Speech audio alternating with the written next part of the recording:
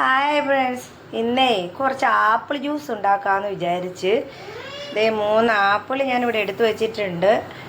ഇത് കണ്ടോ, കുറച്ച് ആപ്പിൾ ഇവിടെ അരിഞ്ഞ് വെച്ചിട്ടുണ്ട്. ദേ ഇതെല്ലാം കൂടെ നമുക്കിന്ന് അടിച്ച് ജ്യൂസാക്കാം.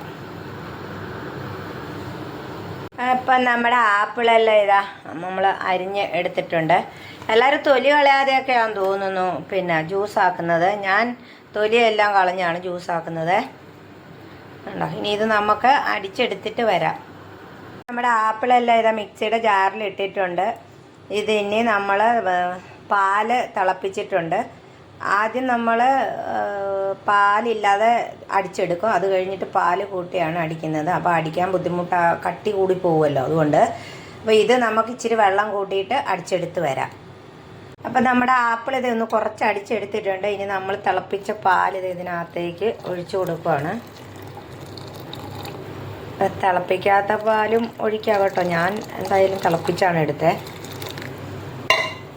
ഇനി ഇതാ നമ്മളതൊന്ന് കറക്കി എടുത്തിട്ടുണ്ട്. ഇനി നമ്മൾ പഞ്ചസാരയാണോ കൂട്ടുന്നത്.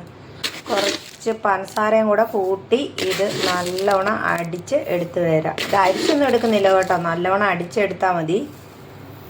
ഞാനൊരു 3 സ്പൂണ് പഞ്ചസാര ഇട്ടു. നിങ്ങൾക്ക് മധുരം ആവശ്യത്തിന് നോക്കിയിട്ട് വേണ്ട പോലെ പഞ്ചസാര ഇട്ട് എടുക്കാം. അപ്പോൾ നമ്മുടെ ആപ്പിൾ ജ്യൂസ് എല്ലാം റെഡി ആയിട്ടുണ്ട്. എല്ലാവരും വാ കുടിക്കാൻ. ഇതുപോലെ എല്ലാവരും ഒന്ന് ആക്കി നോക്കണേ, അടിപൊളിയാണ്.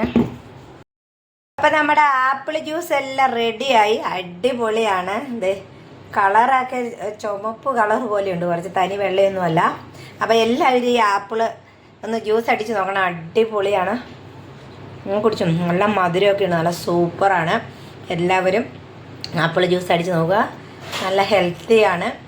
ചോറൊന്നും തിന്നണ്ട, ഇതൊരു ഗ്ലാസ് അങ്ങ് കുടിച്ചാൽ മതി, വേറെ ഒന്നും വേണ്ട. ഈ ആപ്പിൾ ജ്യൂസ് അത്രയും നല്ലതാണ്. അപ്പോൾ എല്ലാവരും ലൈക്കും ഷെയറും കമൻറ്റും ഒക്കെ തരിക. അപ്പോൾ പുതിയൊരു വീഡിയോ ആയി വരുന്നവരെ എല്ലാവർക്കും ബൈ ബൈ.